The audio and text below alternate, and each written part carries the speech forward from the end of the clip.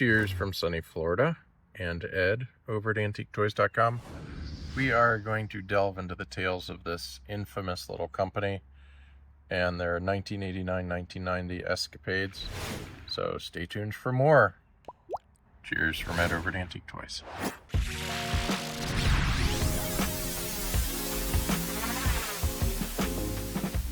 Let us delve into the mint in box.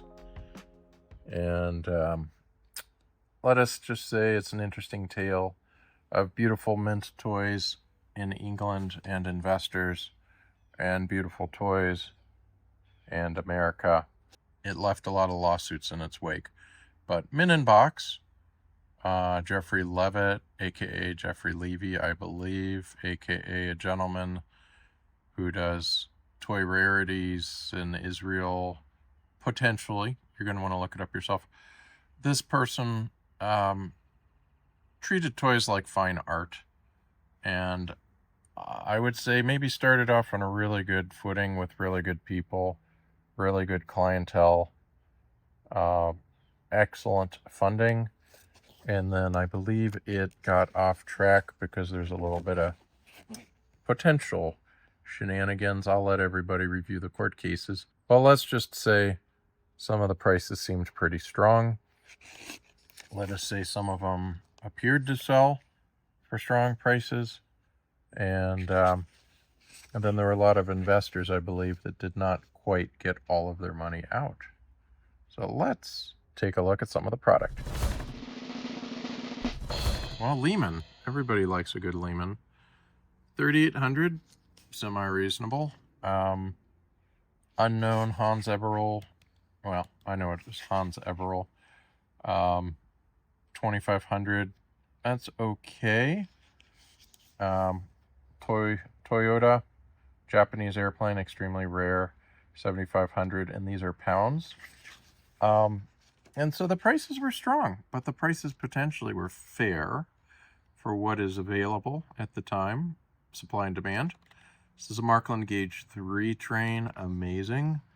And Gauge 3 is giant. So you have to put in your brain that it measures a total of 41 inches. You get items like this, which ostensibly are worth good money. It's Lehmann. 7,700, not too sure. Great toys, great toys, great toys. And, and then you get to some of the cover toys, and they were good at marketing. Kind of like with fine art, they pushed the envelope. Soul Survivor. Maybe it is. I give it to them. I would love that toy. But what do you think it's worth?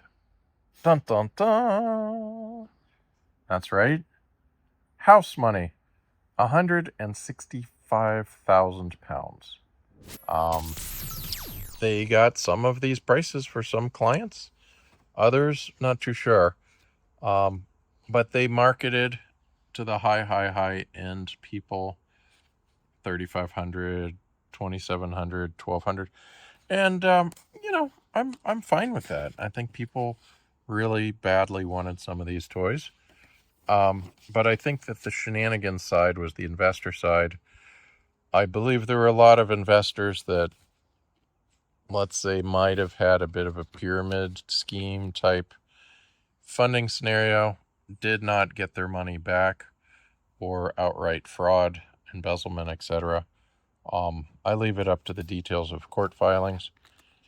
But, a little bit bummed that this business was not legit.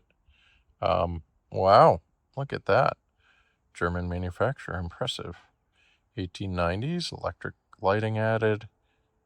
American Life, POR, price upon request. Great stuff. See, this is fine. I'm fine with $595 for that.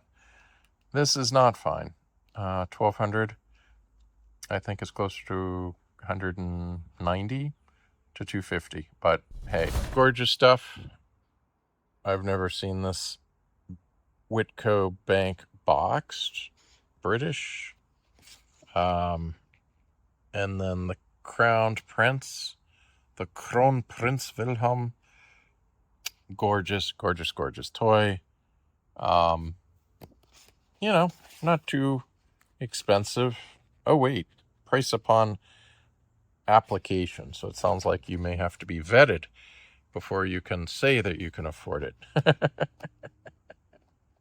Let's look at the Batmobile. $375. See, there we go. Bat boy. Batman. And so for historic purposes, we put in this data. Heck, if you know the scoop, if you are the alleged people and I'm wrong, I'm happy to revise this. It's just quite an interesting story, though, where just in general, a large number of people had to appear between a large number of law enforcement to straighten everything out. And it was not pleasant for lots of people. And it was terrible for the investors. So, cheers from Ed. Hope you enjoyed a little bit of a historic mint inbox photo review. Have a great day.